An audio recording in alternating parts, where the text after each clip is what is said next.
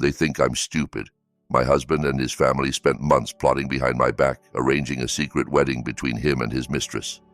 While they were laughing, posing for photos, and thanking God for their happy ending, I was at my lawyer's office, signing the papers to sell the $1.1 million mansion they were living in.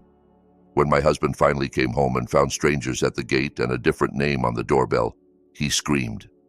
By the time he realized the house was gone, his real wedding present had already begun. Before we dive into how everything exploded, do me a favor. Tell me in the comments where you're watching from, and don't forget to like this video and subscribe. Stories like this one are inspired by real lives and take time to write and record. Your support helps this channel grow so we can keep bringing you more intense, satisfying endings like Alyssa's. A few days before that scream at the gate, Jakarta's sky had turned a deep orange when Alyssa finally hit send on the email that had eaten her whole week. The final design for her biggest client of the year left her shoulders aching and her eyes burning, but also quietly proud. She leaned back in her chair, kneading her temples.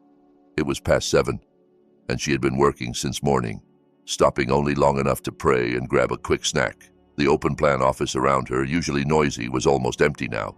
She reached for her phone, hoping for a new message from her husband. Nothing. The last text she had sent Daniel that morning still sat there, marked as delivered, but unread. Good luck with the client meeting in Surabaya, babe. Eat properly, drive safely. I'll be waiting for your updates. 3 days earlier, she had dropped him at the airport, believing he was on a business trip. The apartment had felt hollow without his lazy jokes and warm hugs, so she threw herself even harder into work, convinced that building their future was worth the loneliness. To distract herself before packing up, Alyssa opened Facebook and scrolled through the usual noise, vacation photos, recipe videos, ads, until one picture froze her thumb in place. It had been posted by Linda, her mother-in-law. At first it looked like a normal wedding photo, a groom in an ivory suit, smiling in a way Alyssa hadn't seen on him in years. Then her stomach lurched. The groom was Daniel. The bride in the matching gown and heavy makeup was Ivy, a junior colleague of his whom Alyssa knew all too well. They were holding a marriage certificate between them like a trophy. Around them, Linda hugged her son with open pride. Alyssa's sister-in-law beamed. A line of aunts and uncles crowded the frame, all of them grinning beneath an arch of flowers. Alyssa's hands started to shake. This had to be some staged photo shoot, she told herself. A prank. Anything. Then she read the caption. Just 2 short sentences that slapped harder than any insult. Congratulations, my son. After all this time, it's finally official. Her world narrowed to that single word. Finally. Finally meant the affair had been going on for a long time. It meant everyone else had known. The comments were worse than the photo. Welcome to the family at last, Ivy, wrote Daniel's sister. So happy Linda has a new daughter-in-law who can finally give her a grandchild, added one of the aunts. May your marriage be blessed and full of babies, chimed in a cousin. They were celebrating while Alyssa sat in an office, believing her husband was in another city working hard for their future. A cold pressure tightened in her chest. She didn't cry. Instead, she walked to the elevator and called Linda, needing to hear some explanation that didn't make her whole life feel like a lie. Linda picked up on the 3rd ring, her voice breathless and triumphant. Oh, Alyssa, calling this late? Still working overtime? Alyssa's tone was flat. Where are you, Mom? It sounds busy. Linda laughed the same laugh Alyssa used to find warm. We're just having a little celebration at home, dear. A Thanksgiving party. Celebrating Daniel and Ivy's wedding, you mean? Alyssa asked. Silence. When Linda spoke again, her tone had hardened. So you finally saw Facebook? Good. I thought you were too busy chasing money to notice anything. Alyssa's throat burned. Why would you do this behind my back? Linda snorted. Behind your back? You've been married to my son for 5 years. What have you given him? You can't get pregnant. Daniel is my only son. He needs an heir. Ivy is a good girl, and more importantly, she's fertile. She's already 2 months pregnant with his baby. I wasn't about to let them keep sinning. They had never even gone to a doctor together. Every time Alyssa suggested tests, Daniel waved her off with excuses. Somehow, without proof, Everyone decided the problem had to be hers. "You could have talked to me," Alyssa said quietly. "At least tried." "For what?" Linda snapped. "You're a selfish career woman who puts work above your husband. A pious woman in a headscarf like you should understand polygamy and support her husband, not stand in his way. Accept your fate. If you do, your reward from God will be big. Don't be the obstacle to my son's happiness." When the call ended, Alyssa stared at her phone, surprised by the calmness inside her. No tears came. Instead, a strange cold settled over her, pushing the pain to the edges and sharpening everything else. For years, she had honored Linda like her own mother, sent her money every month, bought her expensive gifts. Now she finally saw what she was to them, a walking bank account with a broken womb. In the mirror doors of the elevator, she saw her own reflection looking back, tired, hurt, but not weak. "All right," she whispered. "If this is how you want to play it, we'll play properly." She scrolled to her lawyer's contact. "Good evening, Mr. Reynolds. It's Alyssa. I need your help immediately." His voice, always steady, turned serious. "Of course, what's happened?" "I want to sell my house on Acacia Lane," she said. "All of the money goes into a brand new account in my name only, and I need a divorce petition drafted with the maximum legal demands. But don't file it yet." There was a beat of silence. "Understood," he replied. "Legally, the house is 100% yours. Your father made sure of that. I know an investor who's been looking in your area. Come to my office early tomorrow. We'll set everything up." Instead of going back to the mansion, Alyssa drove straight to a hotel near her lawyer's office and checked into a suite under her maiden name. The room was quiet and cold, decorated exactly the way Daniel liked to show off on social media, as if luxury alone proved their happiness. Alyssa spread her prayer mat by the window and spent the night alternating between whispered prayers and clear, ruthless planning. Phase 1. Protect the assets. Phase 2. Expose the crimes. Only after that, she decided, would she allow herself to think about healing. The next morning, she met Mr. Reynolds, signed a power of attorney, and watched him move with the efficiency of a man who had seen too many messy marriages. "I've already spoken to Mr. Sullivan," he told her. "He's willing to pay the full price if everything checks out. The title is clean. We can sign this afternoon and transfer the money straight into your new account." Alyssa nodded. "Do it." Before the sale, though, she made one last trip back to the house that had never really been theirs, only hers. The mansion on Acacia Lane looked like a dream in the late morning light. White columns, manicured lawn, the kind of place people slowed down to stare at. To Alyssa, it suddenly felt like a stage set built on lies.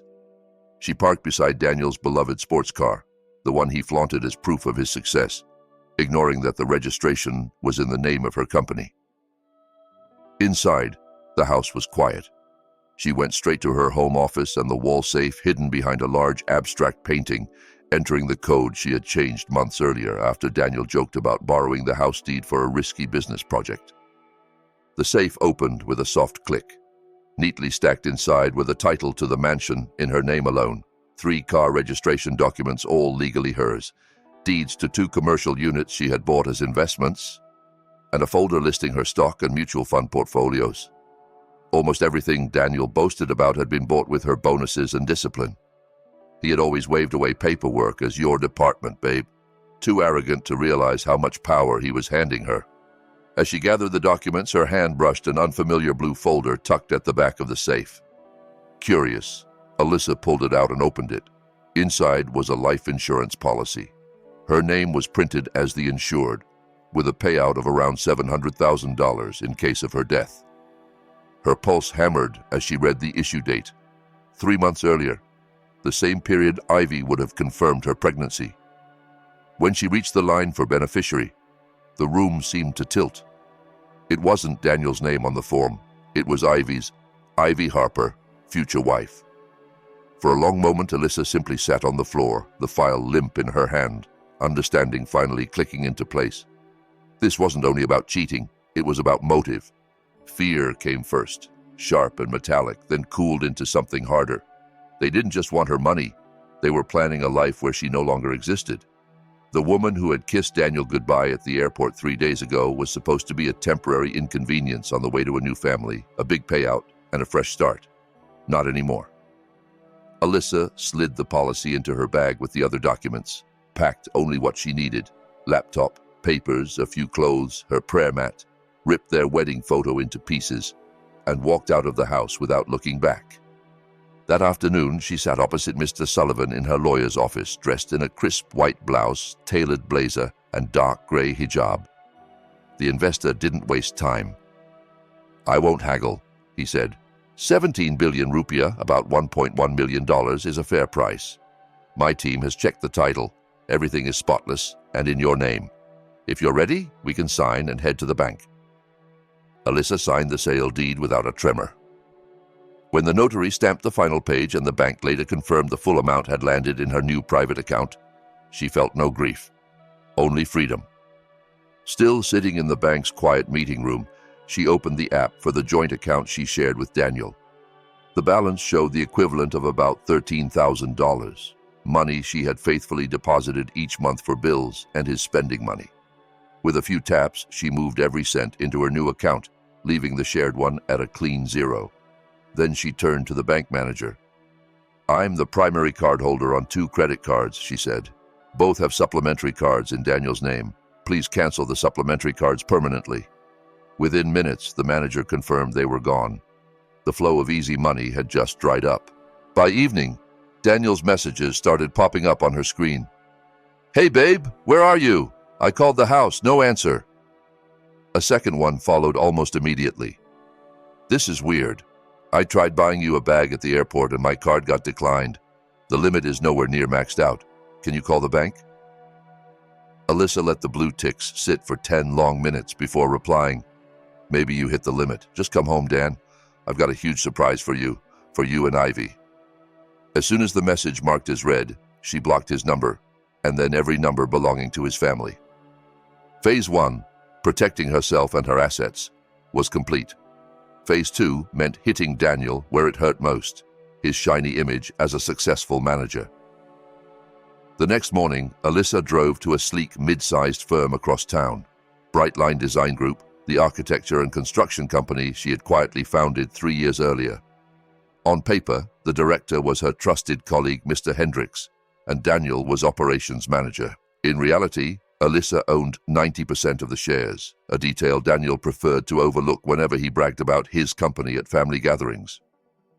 The receptionist looked puzzled until Alyssa simply said, "Tell Mr. Foster I'm here." The head of finance, a meticulous man in his late 40s, appeared moments later, visibly nervous. Behind his closed office door, Alyssa laid everything out in a few blunt sentences. The secret wedding, the fake business trip, the feeling that company money had gone missing. Mr. Foster's jaw tightened as he pulled up Daniel's expense reports. Daniel's supposed Surabaya trip appeared with flights, a luxury hotel, and restaurant bills, all charged to the company. Alyssa showed him Daniel's text begging her for $5,000 for that same trip. In reality, Daniel and Ivy had flown to Bali for their little business trip. Foster didn't need long to name it, double-claiming classic embezzlement. Digging deeper, Foster found a new vendor, Aurora Consulting, that had appeared just 6 months earlier and was billing the company every few weeks for vague design consultancy. Roughly $30,000 had already been transferred, every payment approved by Daniel. When Mr. Reynolds quickly checked the registry and confirmed Aurora was owned by Ivy and used her personal bank accounts, the pattern snapped into focus. Within an hour, a thick folder of bank records, invoices, and approvals sat on Foster's desk. Alyssa added a copy of the life insurance policy, then asked for termination letters for Daniel and Ivy, effective immediately for gross misconduct. That afternoon, she and Mr. Reynolds walked into a police station and filed a criminal complaint, handing over the entire file.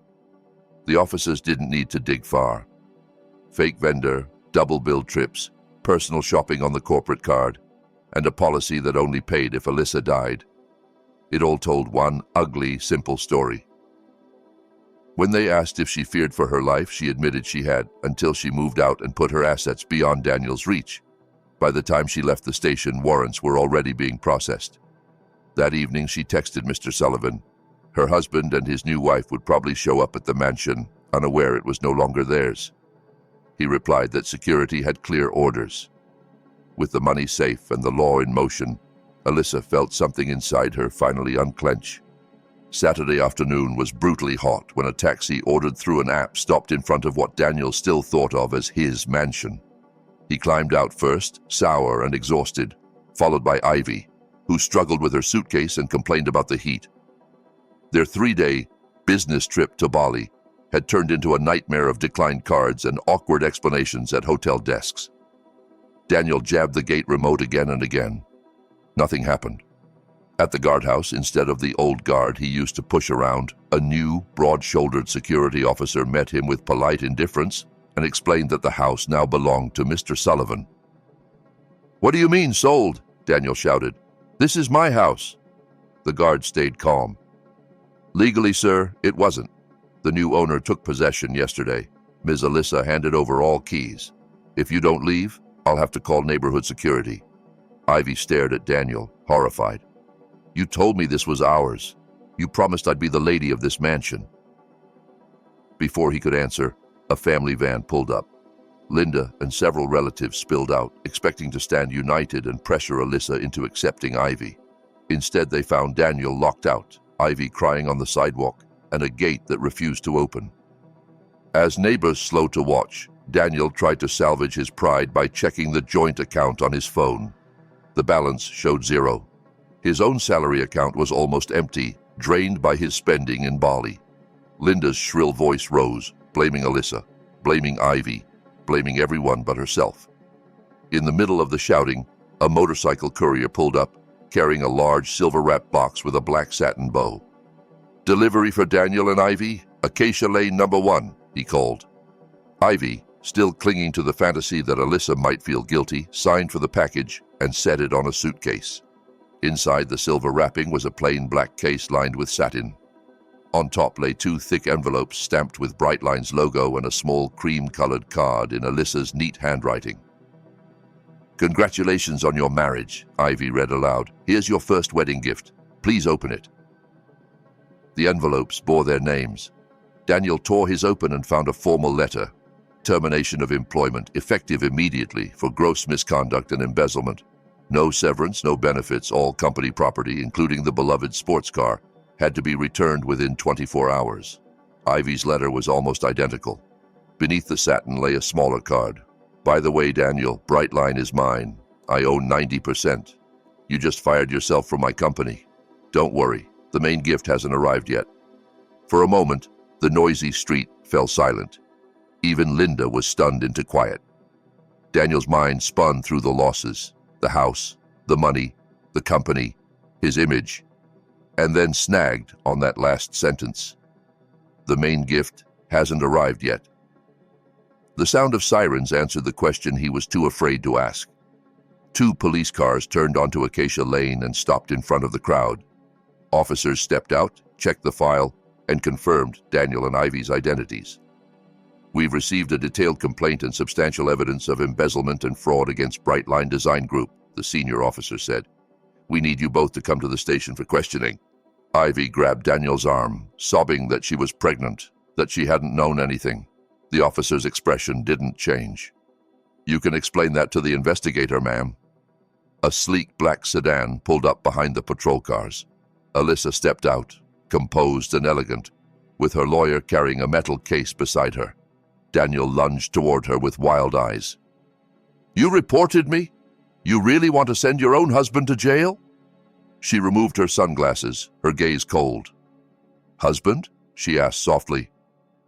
"Do you mean the man who secretly married his mistress while I was at work? The man who stole from my company to fund his affair? Or the man who took out a $700,000 life insurance policy on me with another woman listed as beneficiary?" Linda turned on her son, horrified. "What policy?" she choked. Ignoring her, Alyssa addressed the officers. "Good afternoon. I'm Alyssa Hart, majority owner of Brightline and the complainant. Everything you need is in that case. Bank records, vendor registrations, internal approvals, and a copy of the policy that names Ms. Harper as beneficiary if I die." The senior officer glanced through the neatly organized files and nodded. "This will make our job easier," he said. Daniel dropped whatever was left of his pride and begged, saying he was sorry, that he had been weak, that he truly loved her. Alyssa listened for a moment, then shook her head. "You had years, to be honest," she said quietly. "You chose lies, theft, and a plan that only works if I end up dead. This isn't revenge, Daniel. This is just cause and effect." She turned to Ivy. "And you, Ivy, you didn't just fall in love with a married man. You opened a fake company, cashed stolen checks, and agreed to become the beneficiary on a policy that only pays if I'm gone. Pregnancy isn't a get-out-of-jail-free card." That was when Daniel finally snapped, lunging at her with murder in his eyes, screaming that if he couldn't have her, no one would. The officers tackled and handcuffed him before he could touch her. "Please make a note of that threat," Alyssa said calmly. "It matches the pattern we reported." The officers nodded and guided Daniel into one patrol car and Ivy into the other. Linda dragged herself along the hot pavement, cursing Alyssa as a monster, swearing God would punish her. Alyssa looked at the woman she had once called Mom and simply said, "I didn't destroy your son. He did that to himself. You just helped him along. This is the harvest of what you all planted." Then she put her sunglasses back on, got into her car, and left them on the sidewalk with their shock and their suitcases. The court process was almost anticlimactic after that scene at the gate. The financial trail was too clear to deny. Bank logs showed money flowing from Brightline into Aurora Consulting and then into Ivy's personal account. Travel records laid out Daniel's double billing schemes. The life insurance policy and his public death threat painted him as more than just greedy. He tried to blame Ivy. Ivy tried to blame him. The judge blamed them both. Daniel was sentenced to 5 years in prison. Ivy received 3. She gave birth behind bars, and once the legal period ended, her baby was placed with social services because her family refused to take the child. Linda's downfall came more slowly. Without Daniel's income or Alyssa's quiet transfers, the life she flaunted on Facebook collapsed. The big house she'd once bragged about had never been in her name. To pay for Daniel's expensive lawyers, who still lost, she had to sell her own smaller home cheaply. Within a year, she was renting a cramped place in a narrow alley, living off distant relatives who treated her more like an unpaid maid than a matriarch. The woman who used to boast about her successful son and generous daughter-in-law now barely left the house, afraid of whispers. Alyssa, on the other hand, closed her chapter with Daniel cleanly and quickly. The divorce was granted while he was still in custody, the judge granting every one of her requests after seeing the evidence of adultery, financial abuse, and the insurance plot. She kept what was already legally hers, which was almost everything. She eventually sold Brightline to Mr. Hendricks and a group of investors, walked away with more than enough to live comfortably, and decided she didn't want her story to end with rich divorcee. She wanted her pain to become a door for other women. 2 years later, in a glittering hotel ballroom in Jakarta, Alyssa stood on a small stage in front of hundreds of guests. A banner behind her read, "The Alyssa Light Foundation Official Launch."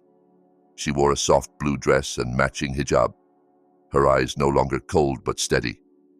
"Betrayal is a poison," she told the room. "It can kill you from the inside if you let it, or force you to see your own worth and draw a line you never thought you could. I'm not here tonight as a victim. I'm here as someone who turned that poison into fuel."